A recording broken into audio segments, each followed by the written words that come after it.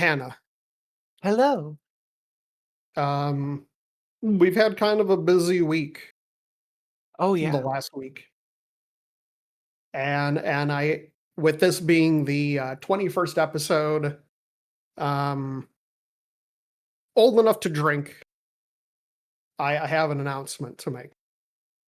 Yeah? So, as you know, since you're into you know my hobbies. You know that in addition to video games, um, I am very much into I've been really into like the Andrew Tate manosphere, like how to be a man, how to be masculine, how to pick up women, um, all of that Mhm. stuff, like things you shouldn't do in public, how you should talk to women. And I've been going down that rabbit hole for the last however long it would make sense for this joke. How to be an alpha male. Yeah, how to be an alpha male.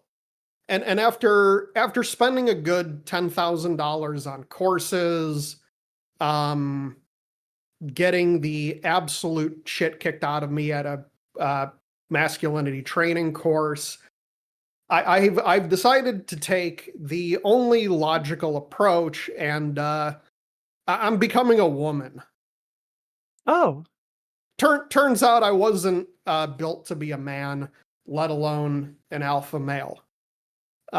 So uh, people on the podcast may note going forward, um, me no longer referring to myself as Connor and instead as Summer, and Hannah here referencing me as a woman.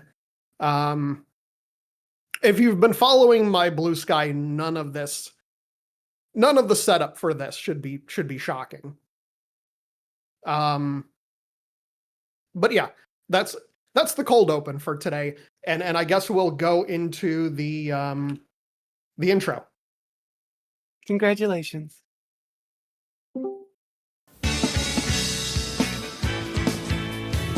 It's kinda strange. You looking at the leafy range. Live editing Connor here with a little bit of an addendum. I'd like to note that just because this is a cold open, that the Andrew Tate stuff was a joke, but the rest of it was completely serious. I'll let Polaris continue. I can't settle in bed. Or have you picked your target yet? It's in bed. Got your dog bite. It's in bed.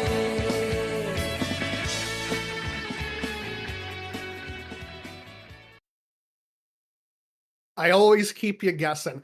It is Sunday once again, and you are listening to Online for Maintenance, theoretically the official podcast of MMOFallout.com.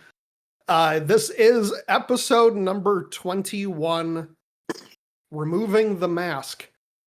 I'm sorry, I am Summer. I'm Hannah. Not you, I'm Hannah. You almost And said you're about that you were me. we theoretically talk about video games on this podcast. You like that extra bit of editing planning I did for the intro? I I'll be completely genuine. I am incredibly impressed. I don't know if I've ever been more impressed. That's the power of femininity. That was amazing. I had to drop that on you as a surprise. I am so happy for you. I am so proud of you. So to continue on with the podcast like normal, you can check us out, patreon.com/MMOFallout. Check us out on YouTube and come talk to us in the Sentinels of the Store Discord channel.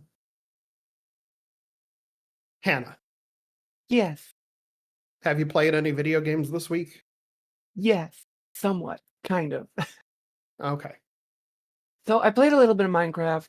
The Minecraft journey continues on. Mostly looking for diamonds this time. Mostly helping out my friend with her build. Just gather materials, get stuff. I haven't really been doing a whole lot of building. I'm kind of in like Minecraft writer's block, I guess. Oh, I built a villager breeder. That's what I did. I built a villager breeder. Which was really, really interesting to see me build it this time. Cause like I was like, I know what I'm gonna do because I've built this thing like 7, 8 times before. It's a really, really simple building. I designed it to look like a house. And then I just breed villagers in it. But I had like everything ready to go, and I'm like building the foundation, building the walls, and then like building everything like individually. And this thing's up in like 30 minutes, and it looks presentable and good. I'm like, am I really getting this? Am I getting like that much better at Minecraft? Have I just like played this goddamn game too much? And the answer is yes. I love Minecraft. I love it too much. So yeah, it's just a nice little brick and wood house. It's got 6 beds in it because if you know how to like make like the most simple villager breeder, it's just get 2 villagers into a little area, feed them bread, have the little villager that comes out walk into a little channel where he falls down, and then cart him away with a minecart and lock him into a trading hall where he will never leave. Never leave his 1 square block. He will live the same life forever and ever. Selling me mending books. I'm calling the police. No. See, I need these people. You don't know about the 60 that I have locked up on my server. I have a villager hall with 60 villagers in it. And what are you going to do with the rest of the villager once you've skinned them and made a suit out of them? Well, you see, we use every single part of the villager. We make sure we're very efficient here. Okay? Nothing of the villager goes to waste. Okay. But yeah, that's my next goal is now set up a villager trading hall and get mending, because like once you get mending, the game becomes so much easier and like a lot better to play, in my opinion, because you're not always having to look for diamonds all the time. You can just find a good set, put mending on everything. The problem at that point becomes experience, but I think we found a spider spawner, and I know how to turn that into an XP/wool and spider eye farm. So yay! So I've got a bunch of stuff that I have like on my plate to do for Minecraft. I just have to find the time to play the damn game. I've been doing other things like playing real world Minecraft. AKA I went camping. Oh, okay. Yeah, I went camping this week. So I had a couple days out of the office this week, and you got to get away. And you've also been breeding villagers. And I've also been breeding. But yeah, I went camping, took the fam camping. We were there for 2 nights. We went to a state park. It was a ton of fun. Took a bunch of pictures. Had a bunch of fun. Camping food was amazing. Or like camping food the first night was amazing. My review of the camping trip, specifically the camping food, Mountain House food. Step up your beef stroganoff game. What the fuck? What the fuck is wrong with your beef stroganoff? I was like, this is the Cadillac of dehydrated meals. And I serve it to my wife, and we're both like, the fuck is this? It doesn't help that we forgot our loaf of bread. So I was gonna have like beef stroganoff and bread or toast or whatever. And like that was supposed to save it, but we didn't have it. So it was just like it tasted like noodle flavored or like stroganoff flavored noodles. And then the little beef bits were fine. Like I understand like reconstituted beef bits are gonna be, a little weird, but like The stroganoff itself was not good. Like the Mhm. sauce was just not good. Way too salty, not Yeah. enough like anything to it. It just tasted like more generic than generic. What's up? I was just gonna say there's really nothing like when you go camping. I don't know why, but the campfire steak and eggs, Oh yeah. it could be the same exact stuff you normally get, but there's something about when you cook it over an open campfire that just makes it so much better. Oh yeah, and like we had brought some steaks with for dinner for the first night. Um and it was honestly really good. We went to Walmart and I found this little like 6 season shaker thing. So I covered mine in like curry. My steak, like I had like a curry steak with garlic salt on it and stuff, and I was living the dream. Like it was so good. Um it was really, really nice. So first night for dinner we had steak, like just canned green beans, baked potatoes, and then I brought an onion, which I cooked up over the fire too. Oh my God, that was amazing. Like that was the best. Um, but then the next day we just had more like camping food. For breakfast I made what was it? Breakfast the next morning was really good because I had a canned ham. Ooh, And yeah, I had a canned ham that we brought with. Um, so I made hash browns, eggs, and then ham. And the ham over a campfire, really, actually, really, really good, oh yeah. delicious. Then two more I had a camping meal for lunch. Or actually, I made two of them. I made the lasagna, and then I made chicken fried rice. The chicken fried rice was really, really good. The chicken was like really chunky, was like really nice. And then the lasagna was better than I thought. Okay. I was expecting Chef Boyardee, and it was like just a hair above that. So it Was was it actually nice to was it to soupy? have. It was soupy. It was like a lasagna soup. Yeah. So if it was more, I treated it more like a lasagna soup than like Chef Boyardee because it does, due to the nature of it, you know. That one I wasn't love that bad. lasagna soup. Yeah, it really wasn't that bad. But it was still like I think we're gonna have to figure out something different for the next time we go camping. My idea is go with MREs, meals ready to eat.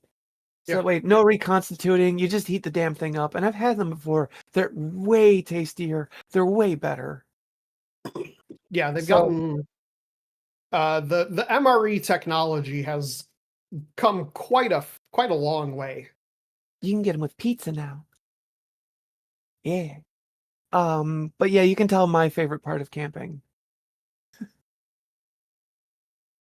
It's not the nature. It's not the hiking. Fucking food, baby.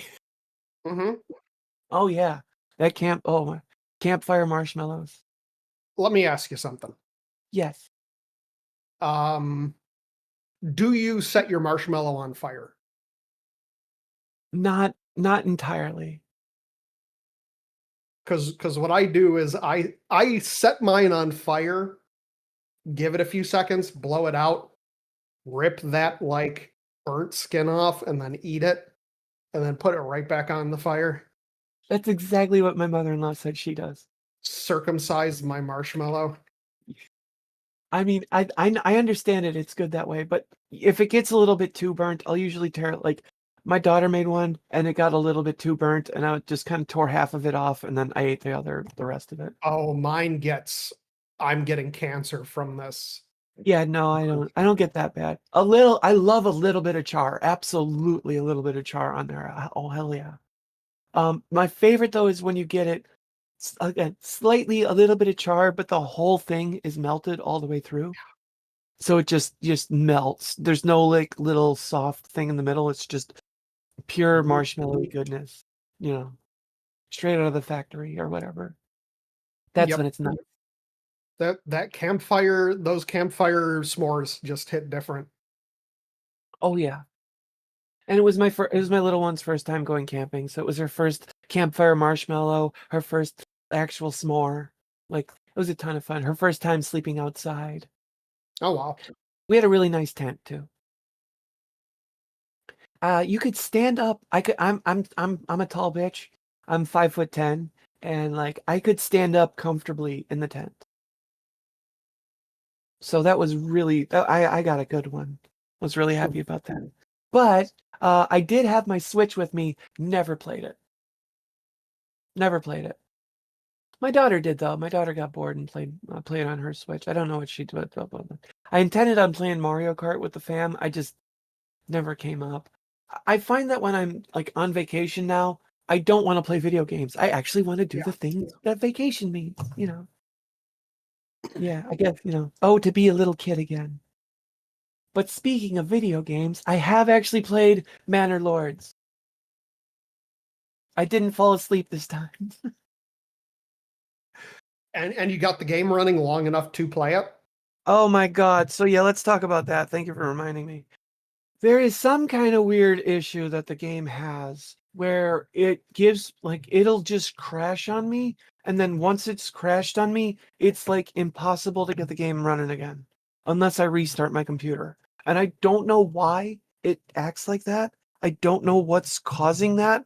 And if you look online, it's like, "Oh yeah, try this thing." And I tried that thing and it doesn't work. And then they're like, "Oh yeah, try this." It's like go edit some registry thing. And like I didn't try editing the registry because I don't really like fucking around in the registry very much. But there was another one that was like Steam launch option, launch it without DX11. So I'm like, okay, fine. I tried the Steam launch option, didn't work. Nothing, it didn't work. So I'm like, I don't know what's causing this. It seems like once the game gets running, it's fine. There's not really. I played it for like 8 hours yesterday, and other than my computer getting really hot, everything seemed fine. The game is absolutely stunningly gorgeous. That's something I keep noticing is like for a city builder, for a colony sim like this, so many little details that are put into it. Like I built a chicken coop for one of my houses, and it builds an actual chicken coop. It doesn't just like, build on a generic building. They have specific buildings for a chicken coop. That same property was able to add on an additional residence. So instead of just like making the house bigger, no, you actually build another house, another smaller house on that same property so another family can move in. And not every property has this ability. You actually, while you're designing the area where you're going to put houses, it gives you, like, depending on how far you like go along the road, it's really weird, hard to describe on how the building system works. But like you can kind of work it so that way some buildings will have the ability to put in an additional house and others won't. Most of the ones that I have, you can't put an additional house, but like if you have the option to, it's literally a single property that'll host 2 families. The more families you have in the game, the more people you have, the bigger your civilization is, the more things that you can get done faster. I'm still figuring out a lot of things. The game is early access and it doesn't tell you a whole lot. There's not really a tutorial. It's just kind of like, hey, do this, and that's just kind of the thing to do. And it's like, but it doesn't tell you like the goal or anything. And at one point in the very beginning of the game, it tells you, don't build anymore or you'll soft lock yourself. Yeah. And when I believe the last time we had podcasts, I said I wasn't sure if I had, and now I can confirm I did soft lock myself because I went back and I tried to do anything and it wouldn't let me do anything because I had ran out of materials. So I restarted the game and I did the exact same thing, but I didn't build the hunting lodge that I built before that ate up some resources, but I built too many houses. So that ate up my resources, and that soft locked me. So they really need to figure out something in the game where you can only build so many houses before it's like, no, you're gonna run out of materials. You need a cutting lodge first, or at the very least, tell you the first thing you do before anything, don't let you do anything, is just build the cutting lodge, so that way you can have a supply of trees, so that way you can always be building things. Beyond that, looking at the game as a whole,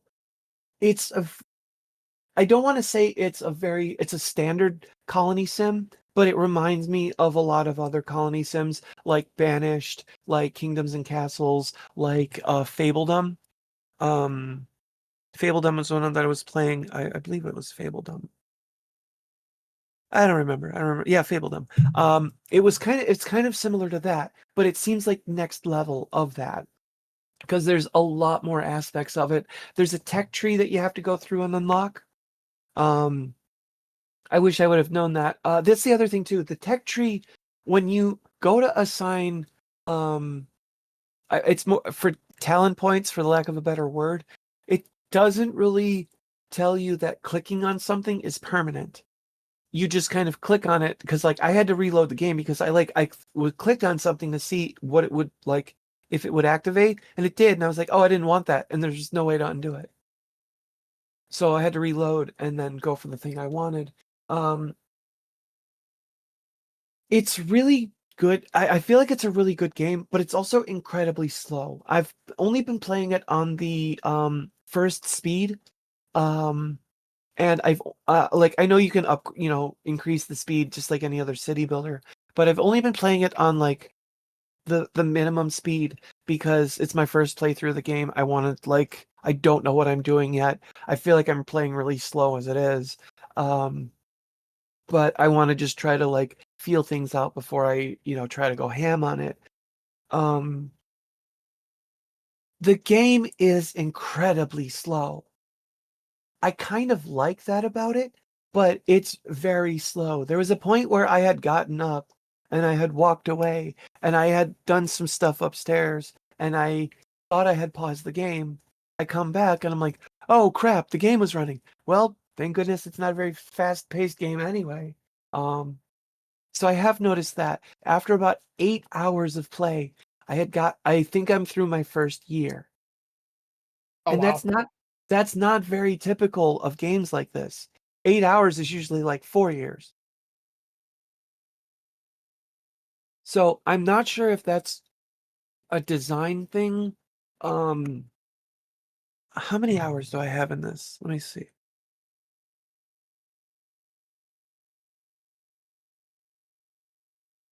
I've got 5 hours into it. So okay, I didn't have played 8 hours, but still, if I did put a lot of time into it yesterday, because I did not put a lot of time into it the first time. So I probably put like 4 hours into it.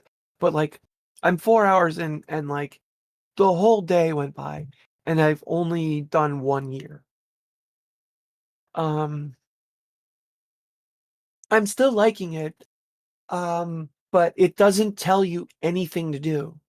Because I was sitting there for a long time with like average happiness, and people are like, I'm not losing happiness anymore because everybody's not homeless, but I'm not gaining happiness, and I'm not gaining new people. And if I'm not gaining new people, then I'm not, like, my town isn't flourishing, and I'm like struggling. I need more people to like get more food, to like cut more wood, to hone the wood, to do all this stuff, but I don't know how to get more people in. So I was like, fuck it, I'll build a church. I built the church. It didn't tell me this, but this increases the people's happiness. I kind of knew that from playing other colony sims, but that increases the happiness, and now I have people moving in. But nothing about this game tells me that. It needs to be a little bit more clear and concise for new people, for beginners. And I mean, for people who are just completely just bereft of any knowledge of colony sims and city builders. You would agree that like most, like, you want to play a lot of games should introduce themselves as though they have never played another video game ever. Yes. So yeah, So you want to, even though it may feel repetitive, tell people things like, yes, this is how you build a road. Building road nodes means that, oh, that's the other thing too, is like, it tells you that you can build roads to attach stuff to, but it doesn't tell you really like how to build curved roads. You just kind of figure that out on your own through like observing the UI. And then I don't know what advantage curved roads usually give like a property value stuff in city builders and stuff, but I'm not sure if that has any effect on anything.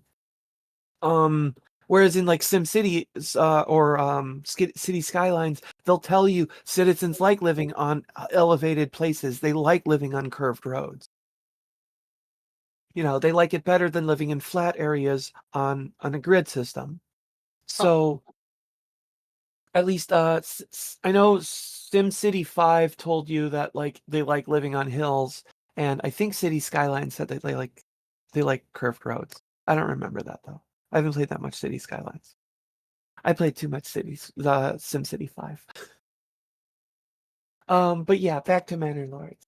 I'm trying to figure out more stuff to do. Again, it's very slow paced, so I feel like everything I do takes a long time.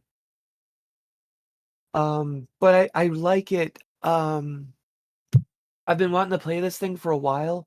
I'm just not sure how to build an army now, because I've seen mercenaries available. It keeps telling you have new mercenaries available. You have new mercenaries available. Well, I don't have money to buy the mercenaries, nor do I have the equipment to equip them. So what do I do? I don't know. So I've got a ton of stuff I need to figure out. And that's Manor Lords. Very nice. I don't think I've been playing anything else this week. No? No. I had intended on playing Sea of Thieves yesterday, but I didn't see my friend online, and so I just started with Manor Lords, and I played that all night. Okay. Is that a Skittles flavored drink? Oh my goodness, yes. Tropical Skittles flavored juice. I don't know what it is, but it's like That's we fancy. got a little store up the road, and I don't know, we saw it and we're like, you know, my daughter saw it and my wife saw it and we're like, okay. They had original and they had tropical. I didn't try the original, but I really do like the tropical one. Okay. A lot of food reviews on today's show. Yes. Let's review the food in Manor Lords. Given how video games are, I'm sure it's only a matter of time before we get the Manor Lord cookbook. That's fair. There's a Pokemon cookbook. And I've never found a Pokemon to cook, but like I don't know how they do it. I play I have Sengoku Dynasty, which is a building survival game. Mm-hmm. They put out a cookbook. Yeah, I got a coworker, the Dungeons and Dragons cookbook. Yeah, that's fun. I love video game cookbooks because there's games like Skyrim where the game has a lot of food. And so you can make a cookbook out of the stuff in the game. And then there's stuff where it's very clearly there's not really food in the game, but they want a cookbook. And it's like the Destiny cookbook I would use as an example of that. Because the Destiny cookbook, it's like the Cade 6 ramen. Yeah. I have laid hands on the Apex Legends cookbook. It's like the Red Legion martini, I don't know. Ooh, the Armored Core cookbook. It's like we literally just took recipes we found off the internet that moderately fit in with a color scheme of a character or a faction. Even though nobody talks about food in the game and there's no connection between the game and the thing. we made this garnish to look like this character's hair. See how themed it is? Yeah, or it's like this character has curly hair, so we made a cauliflower dish. Yeah, or curly fries. Yeah, see? Yeah. Yeah, exactly. It's like you guys aren't even trying.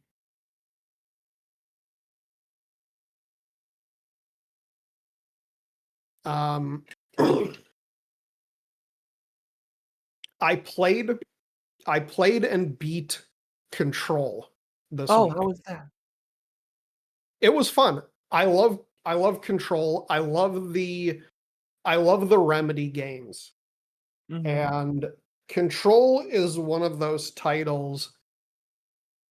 Control is one of those titles that reminds me that I probably have some level of undiagnosed ADHD, because Control is not a very long game. I want to say it's maybe like 10 hours ish. I have over the years attempted probably 2 or 3 times to start and finish Control, and I just get distracted by other games and then forget about it. And then, because it's one of those games, it's kind of a Metroidvania-ish in the sense that you have an open world map that gets more and more open as you explore. And as you're going through the map, there's different areas that you can't access until later in the game.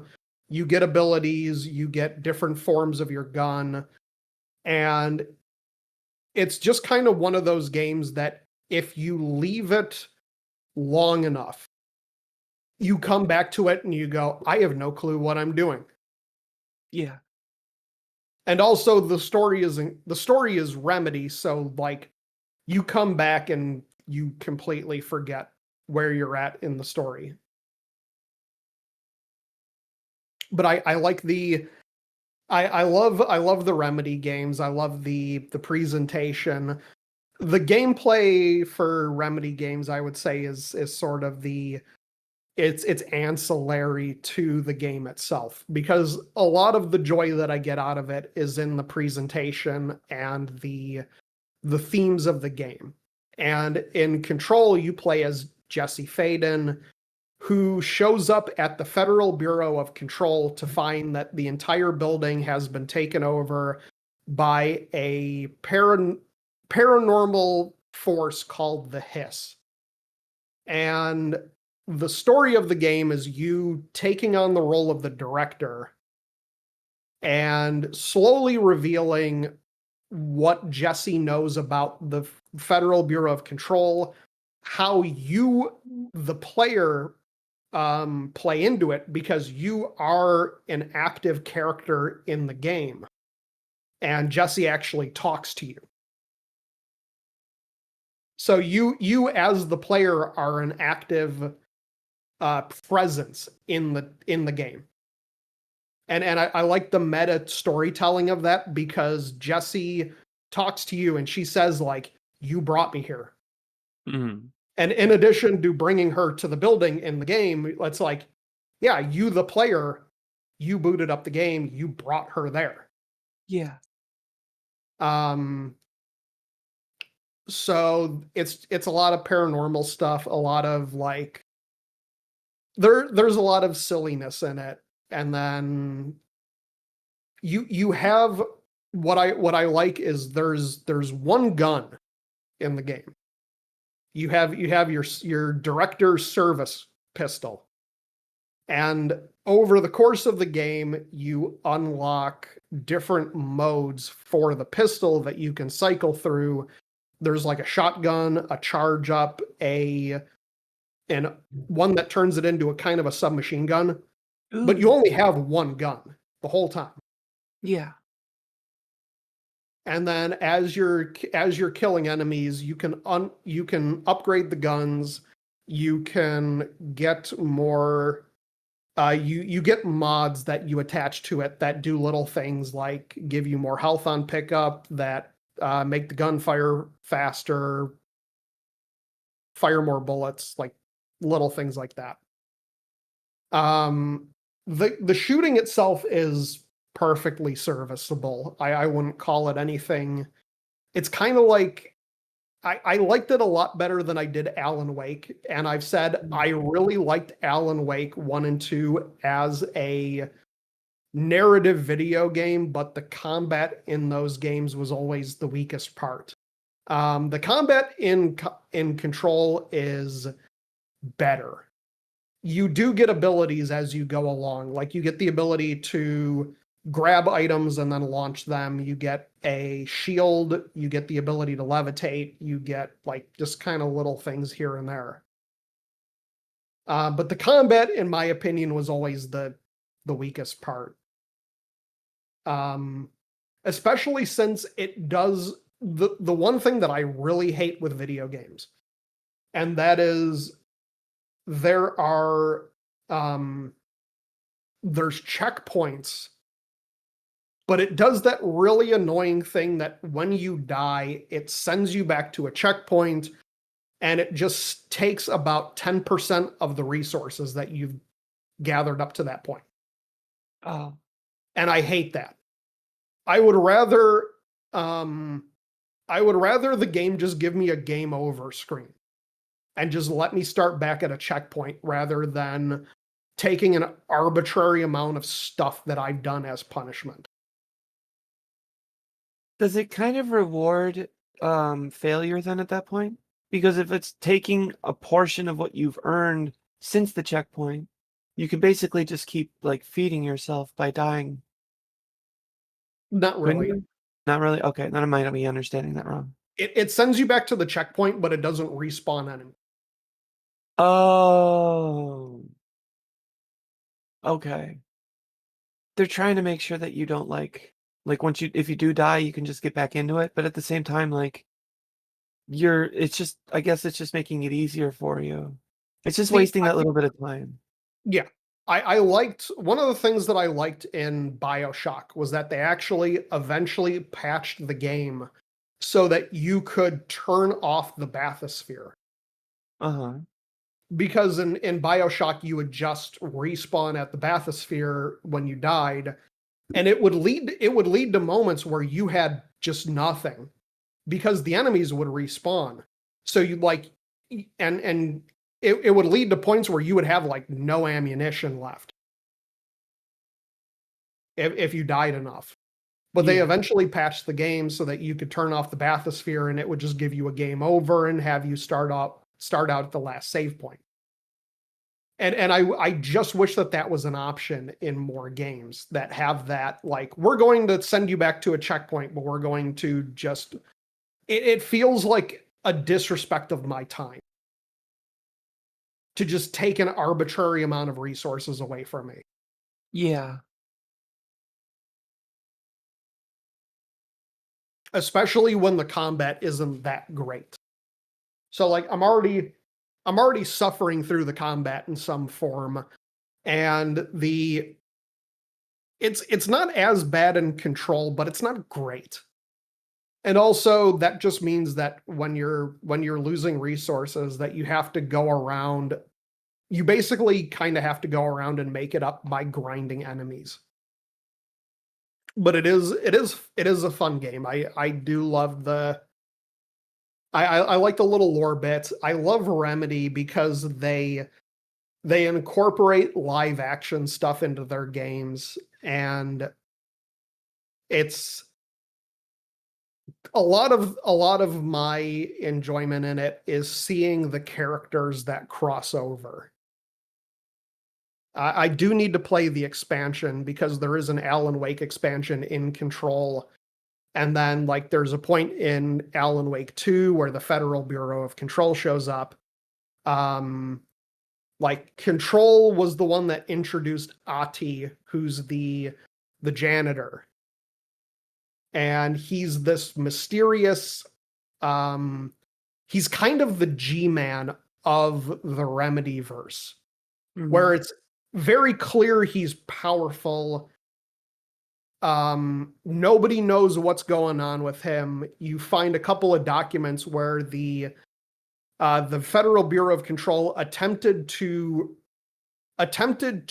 research Ahti and figure out what he was doing, but he avoided them every time. So their conclusion was basically like, we don't know what he's doing, but he just kind of hangs around the building and is cleaning up, and he doesn't seem to be bothering anyone, so let's just leave him alone. And then Ahti shows up in Alan Wake 2.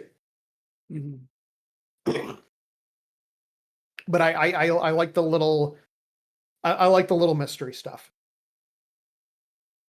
And I hope to God that Remedy never explains Ahti. He's just this Finnish he's just like this old Finnish janitor that gives a little wisdom, and it's very clear that he's doing something in the background, but it's never entirely clear what it is. Yeah, I've never played Alan Wake, so I'm not familiar with the character. He's not in But it Alan sounds like- Wake. Well, he's in Oh. the second one, but he's not in the first one. Yeah. But I like the connected universe. That's fun. But I played that, and I've been playing more Fortnite, Uh-huh. and I don't have a huge amount to say about Fortnite. I've been playing a lot more of the Blitz mode and the OG reload, Okay. because I'm kind of disappointed. I thought that they were going to do, because they had the Squid Game collaboration, and I thought that they were actually going to do like Squid Game in Fortnite, but they didn't. They changed the map so that the map has points of interest that mimic Squid Game. Gotcha. Okay. But the trailer made it seem like players would be doing like red light, green light, and I guess like different mini games associated with Squid Game, but those don't appear. Either that or I haven't found them. But also, if they do appear, the matches go way too fast for any of that stuff to happen.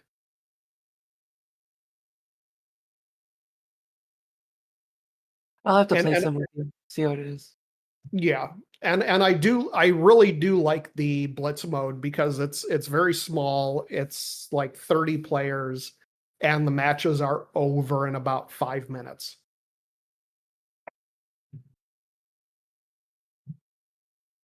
It's gotten very, very popular, the Blitz mode. I think they're supposed to get rid of it because it is a limited time mode. I have a Mhm. feeling, much like OG, Epic is going to get rid of it, like let it soak for a bit, and then bring it back as a permanent mode. It's too popular for them to get rid of it completely.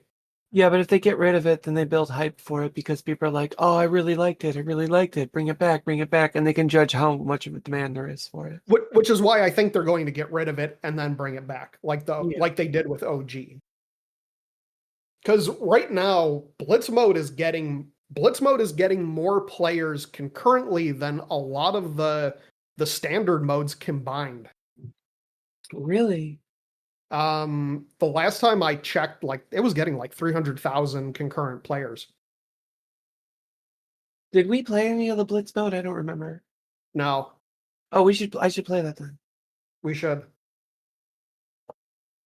But yeah, that's all I really have to say about Fortnite. They have a Superman mode. Ooh. Well, they added Superman to the standard Fortnite, where after the first storm circle, there's a chance of the Kryptonian form appearing on the map. And if you're the first person to get to it, you can turn into Superman, and you can fly and have laser eyes and punch people in the face. And I think that this is just Fortnite going forward. And it's less annoying because they have OG, they have Reload, they have Blitz. If you want more normal Fortnite while these mini events are going on, you can have normal Fortnite. And it's built up in a way like they've been doing this for the past few seasons. They had the Star Destroyer, they had Godzilla, where one player can turn into this like overpowered form, and it's set up so that it only lasts for a short amount of time.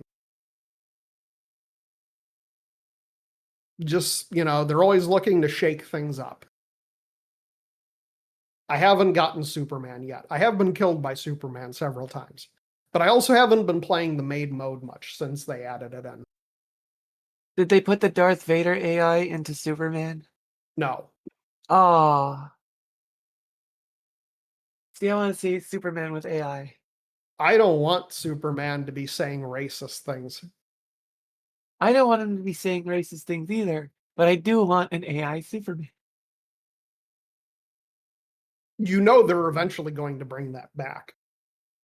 The They AI have already announced that it's being incorporated into the Unreal Engine, where you'll be able to make it's being incorporated into the Unreal Engine, where you'll be able to make NPCs in your game that operate off of AI. Interesting. I think that's a good way. I think that's a good use of it because, let's face it, AI is here to stay. There is no getting rid of it. There really shouldn't be. I don't think there should be a pushback against it, in my opinion. We should just figure out better and more appropriate ways to use it.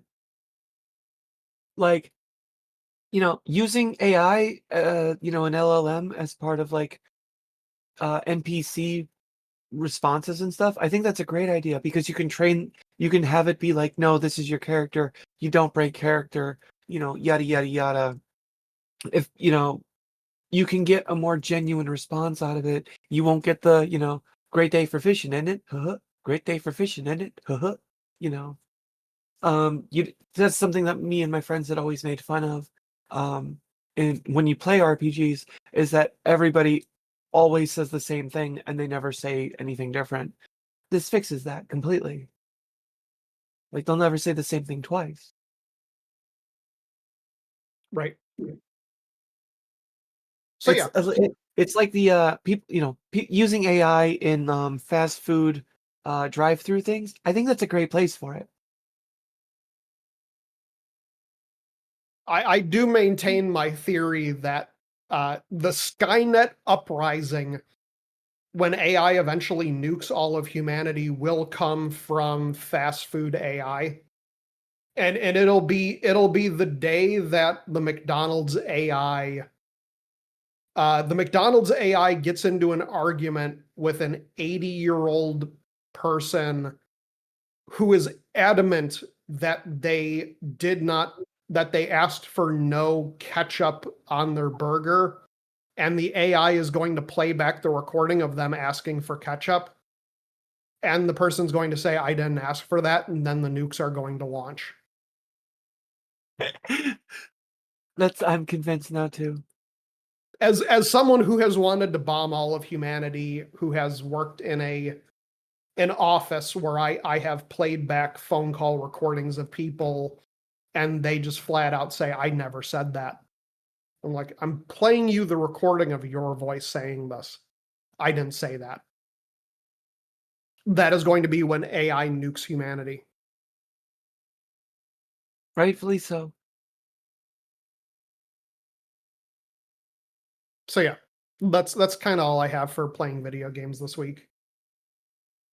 You didn't play any more Mario Kart? I played Mario Kart. I really don't have much to say about that. Yeah, that's the thing. It's Mario Kart. It's really not changed very much. I've been seeing some videos of the new Mario Kart. It's not it looks like Mario Kart 8. I can't really tell a big difference between the two. How much can you say about Mario Kart other than fuck it? Yeah, exactly. the more I love Mario Kart.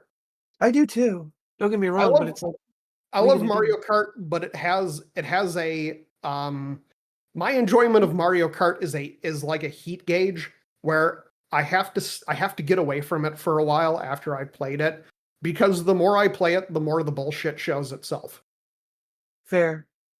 Like the number of races where you're in second place and then you get hit by a shell, and then you get hit by another shell, and then you get hit by a boomerang, and then you get hit by a bomb, and then you get hit by, and then like someone runs up with the star and they knock you off to the side, and then all of a sudden you have no coins. You're in like 20th place. All in the matter of about 5 seconds because you were in the wrong place at the wrong time, and then you go, fuck this game. It very much is like not a serious racing game. Yeah. Like you have to play it with like a I'm in third place, I'm gonna lose. Mm-hmm. You know, there's really I've seen so many games like you'll be like you said, be in second place the whole time. You get to right before the finish line 15th.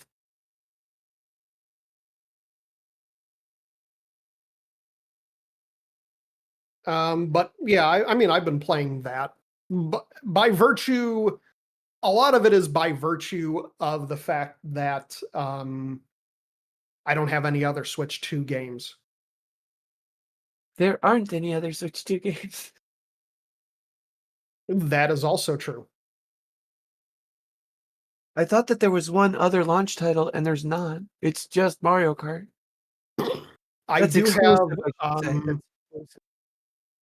I won't. Let's see. The 17th is on Thursday.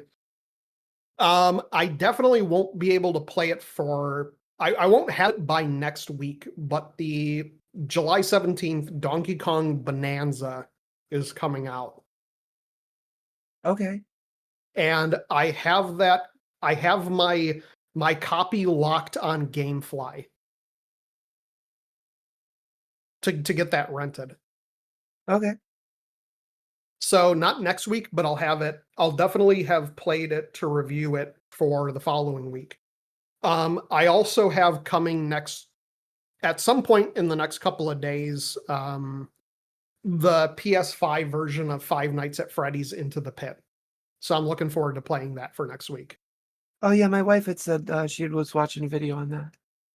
I did play about a half an hour of MindsEye because I rented that on GameFly. That game is fucking dog shit. Really? Yes. It is every bit as bad as the reviewers say it is. It's on a PS5. The frame rate dips down into the teens. Really? How? It feels like a PS3 game that slipped through a crack in time and got released on the PS5 inexplicably. It has that old. I had to stop playing the game because one of the earliest, in literally the first mission, the game has you going off road to get to this, get to a rendezvous point, and you could theoretically follow the road up to the point where you need to get off to get to the checkpoint. If you follow the road, the game fails you. And it says Really? you abandon the mission. What? But if you follow a similar path but off the road, then you're fine. What? It takes every opportunity to fail you. What? Angry Joe has a good video on it because he Oh. points out that like there's like driving sequences in the game where there's driving and there's drone sequences in the game where if you drive too slow, fail the mission. Drive too fast, fail the mission. And the game gives you no indicator on if you're going too fast or too slow.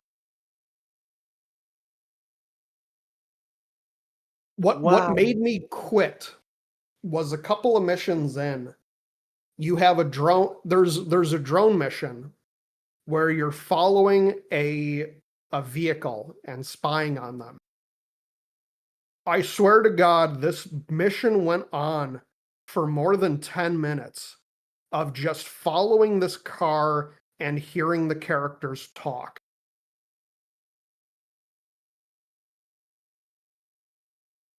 So no action, just No and action. not even difficult. I'm guessing it's not even difficult. The difficulty was not falling asleep. It's a 10-minute quick time event. Not even a quick time event. Slow time event. It was 10 minutes of just keeping my reticle on this moving vehicle and hearing characters talk.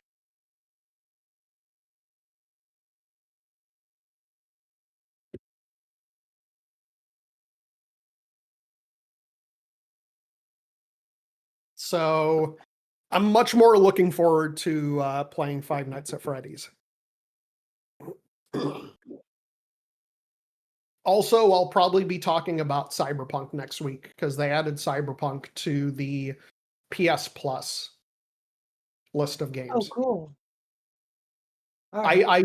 I did actually cancel Game Pass and I uninstalled Forza Motorsport Oh, wow. Okay. because I hate Microsoft because they're firebombing the industry. Well, yeah, I mean, look what they've done to Rare. I mean, I have loved Rare since I was a little girl. And like now like one of the lead developers left because he's like, F this place. Everybody knows too he's left, not even because of like, oh yes, I'm going on to greener pastures. Like everybody's just like, no, he's literally left because F this place. Yeah. Like, like it's kind of telling when a developer's like, I don't give a crap anymore. I don't care about my public image. F this place. These guys are fucking with everything that I don't like. They shouldn't be. In an industry that's notoriously overly safe in what people talk about, when the developer's like, yeah, my boss has sucked, then you know that the things are bad. Yeah, exactly. So those are the games that I played. I got a couple demos that I want to play this week. And I guess we can move on to talking about upcoming games. Okay. I got a few of them. There's a handful of classic games coming out this week, some of which may pique your interest. On July 17th, we have the Golden Tee Arcade Classics. Okay. It is 6 classic Golden Tee arcade games are coming out. Oh, the golf game? Yeah. Oh. Ooh. Actually, 8 of them. So the Golden Tee collection, Golden Tee Arcade Classics. It's a re-release of Golden Tee 3D Golf, Golden Tee 97, 98, 99, 2K, and Golden Tee Classic.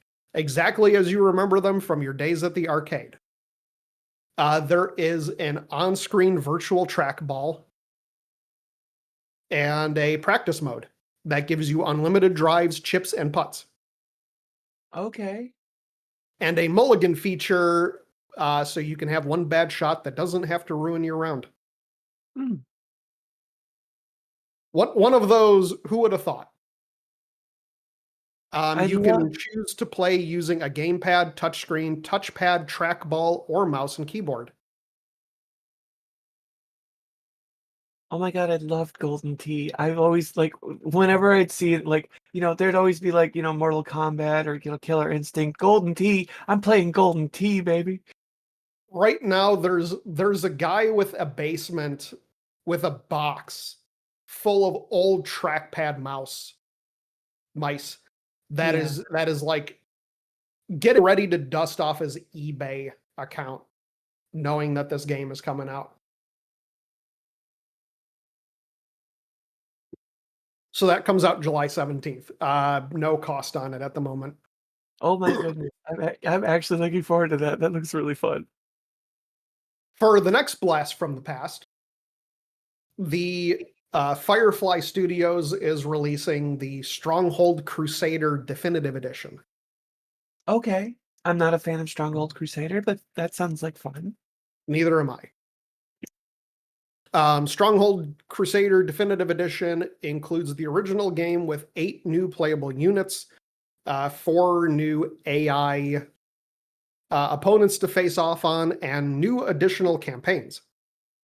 You can play alone in the 2 new historical campaigns and 4 Sands of Time skirmish trails, or team up with a friend in the new co-op trail.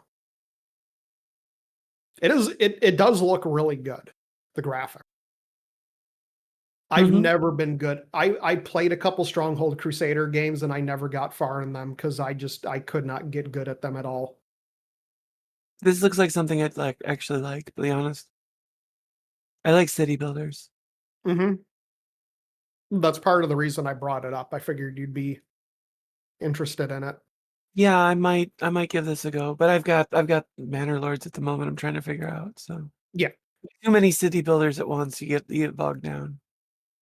New visual details, and they even got Robert Uvino to remaster the soundtrack. Ooh. It looks really good. Oh, the graphics look amazing. Yeah. But that one comes out July 15th. My third remake is Dungeons and Dragons Neverwinter Nights 2 Enhanced Edition. Oh, okay. I haven't played this one, but I know this one very well though. I've played a little bit of it at a friend's house, actually.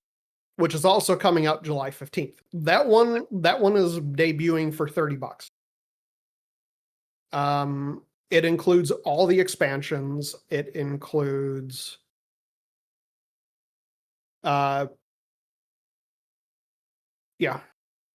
runs on the Dungeons and Dragons 3.5 rule set.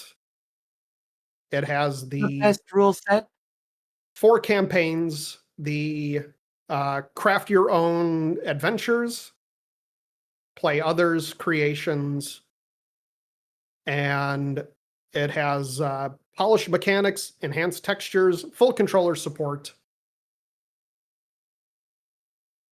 Yep. That's my go-to rule set is 3.5. I have a bunch of 3.5 books. Everyone I know who's into Dungeons and Dragons 3.5 seems to be their preferred rule set. I hear 5 is really good too. Don't get me wrong.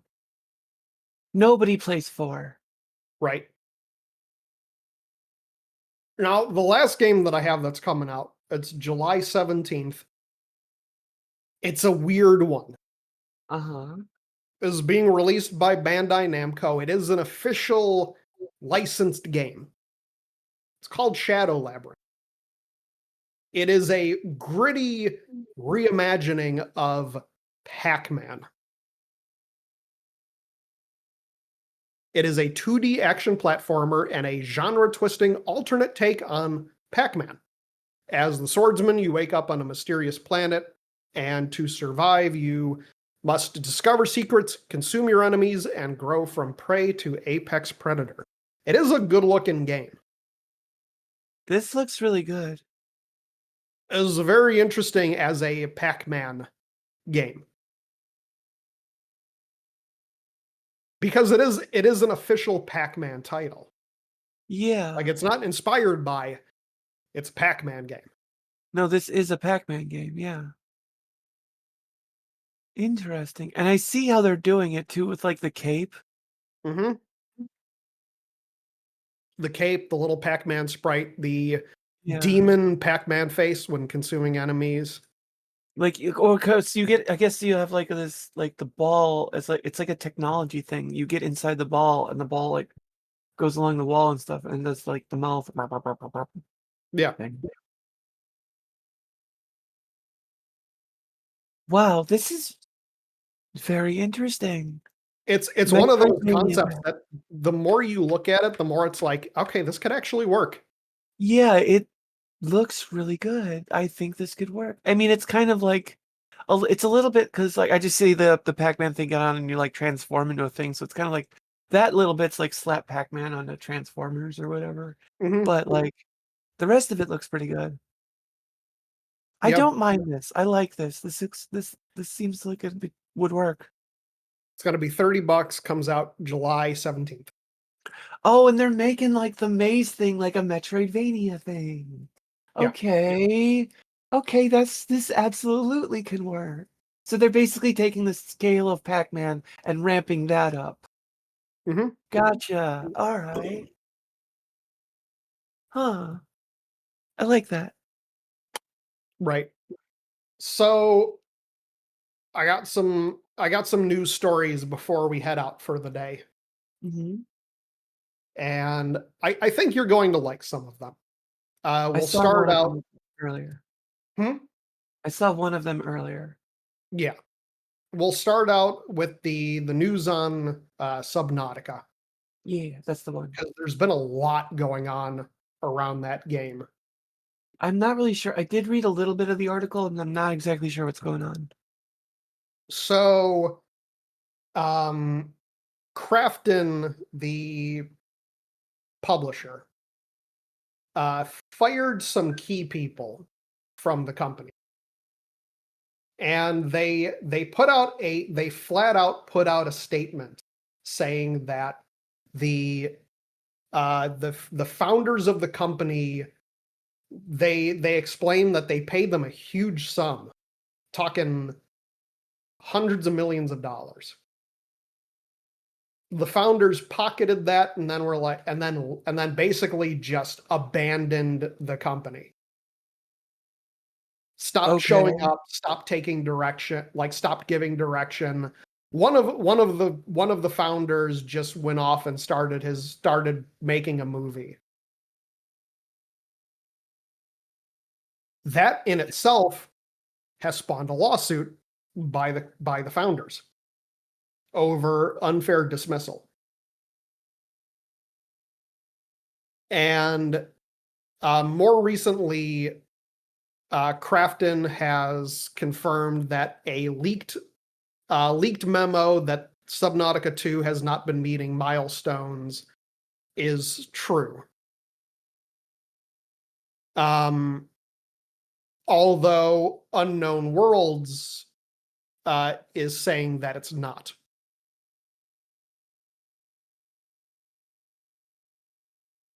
And there's been a whole back and forth about who's telling the truth, who's lying. Crafton had said that the document is real, but they haven't really issued a statement on the accuracy of the things said within the document.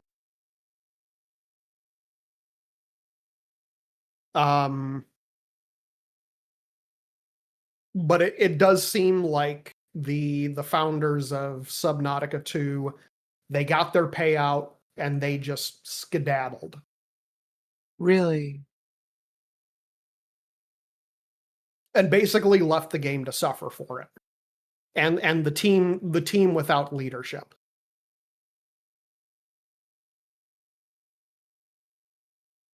Crafton, for their part, has said that they are continuing to work with the remaining staff on Unknown Worlds to get Subnautica out the door and to get it out of early access and into a finished state.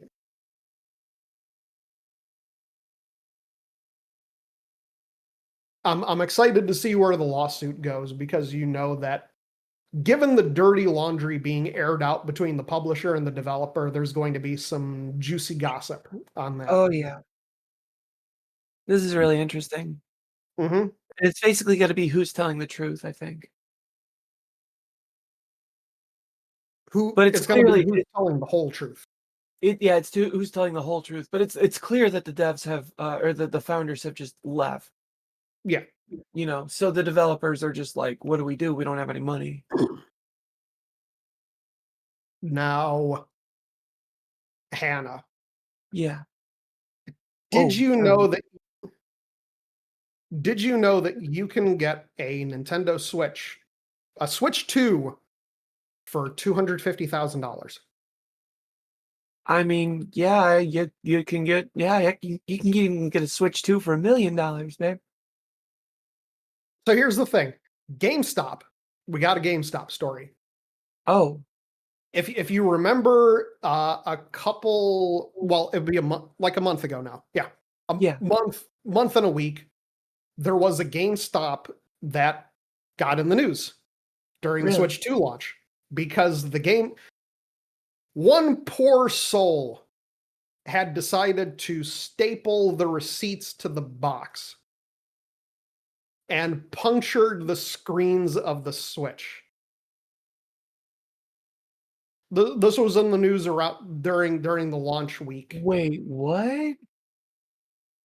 There was a GameStop associate who used a stapler to staple the receipt to the Switch 2 box and punctured a number of the screens of the Switches.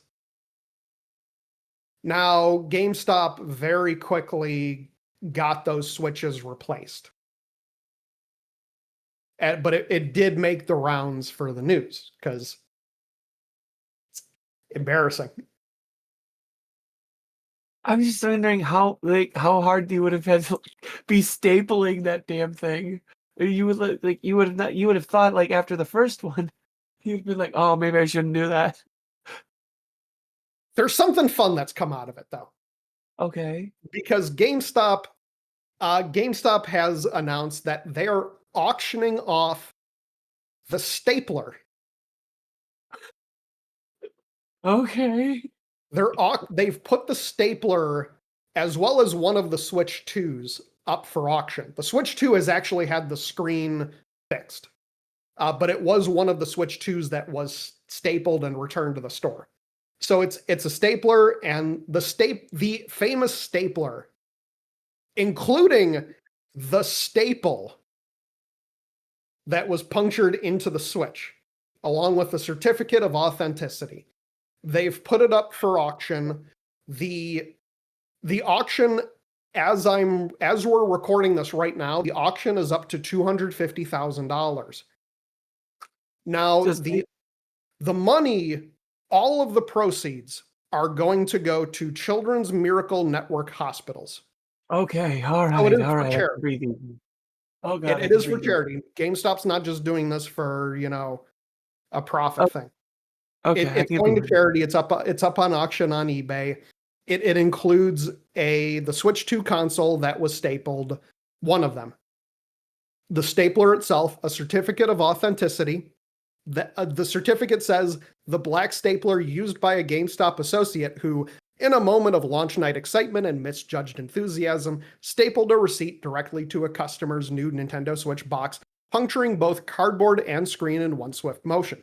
Features authentic field use wear throughout and retired immediately from service, the stapler now stands as a retail legend born from a half-second decision. I love how GameStop is going to town with this. I kind of love that. It is the Switch 2 itself is packaged in the original stapled packaging and includes the staple, which has been extracted carefully and preserved. There is Well done, GameStop. Well done. There's about 2 days left as we're recording. No, about 3 days left because it's 2 days, 22 hours left in, and it is at $249,900.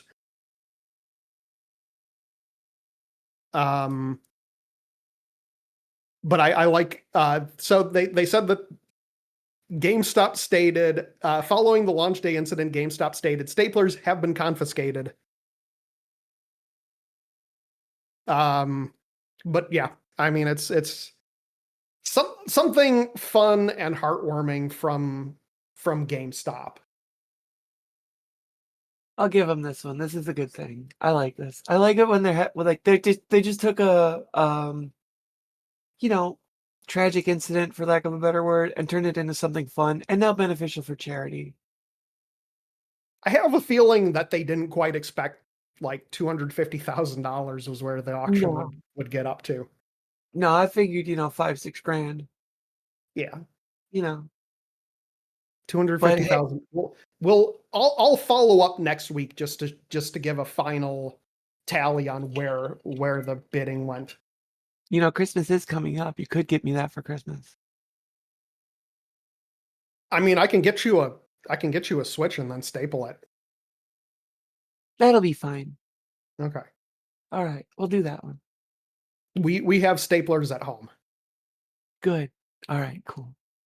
I want my own. You know, it's got to. Right. They own that one. I got to get my own. Yeah. You can get Veruca Salt. I want it now. Exactly. Oh, and then I got to get a second one just in case the first one breaks. Anyway.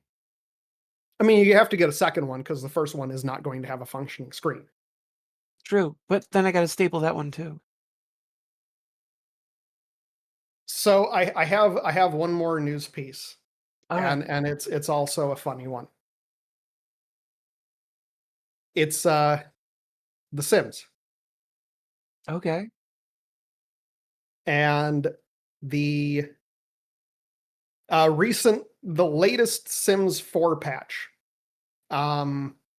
This has been happening on and off for I think like the last 6 months. And they fix it, bring it back, fix it, bring it back. Random people are getting pregnant in The Sims 4 again. The Enchanted by Nature expansion has brought back the pregnancy bug. Yeah. And it can make anyone pregnant. Men, women, children. The dead. Just random pregnancy. And it includes because the adult Sims can get pregnant and children Sims can get pregnant. And the result of that is there's a lot of restrictions. Because when a character in The Sims 4 gets pregnant, they can't have sex. They don't age.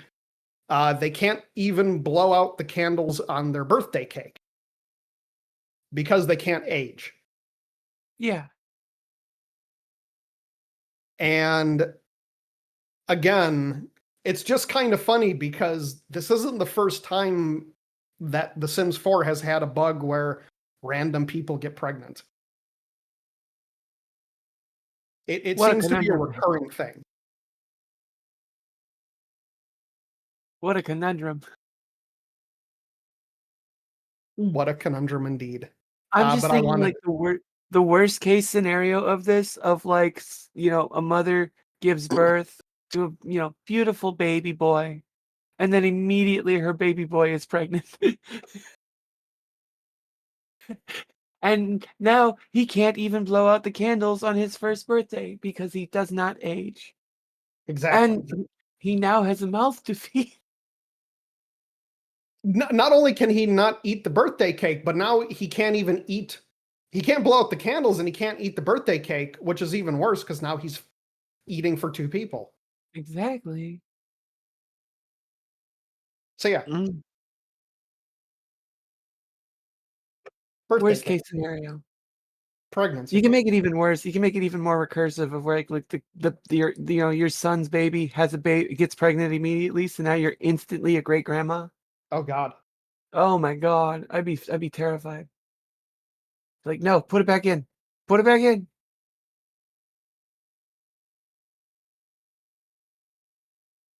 So yeah, that's what I got. And that's all I have for the day. So in that realm, episodes of the podcast come out every Monday for patrons, usually Wednesday for the public. I went to bed last week because it was blazing hot and completely forgot to upload the podcast until Thursday morning for YouTube. So yeah, check us out, patreon.com/MMO Fallout, and come join the Sentinels of the Store Discord. Yeah, because that's where I'm hanging out. Going on? Not a whole lot. You can find me over at youtube.com/news cartridge. I should be getting the show up and going in another month or two. But yeah, we did 2 episodes last month, or back in May, or no, last month. It was last month. Oh geez, time is flying by. But yeah, other than that, I'm just hanging out, playing video games and Sentinels, having fun. Okay. Well, on that note, I am going to crank up my air conditioning and hit the music. Good night. See everybody. Love you. Happy birthday, Mom. Mwah.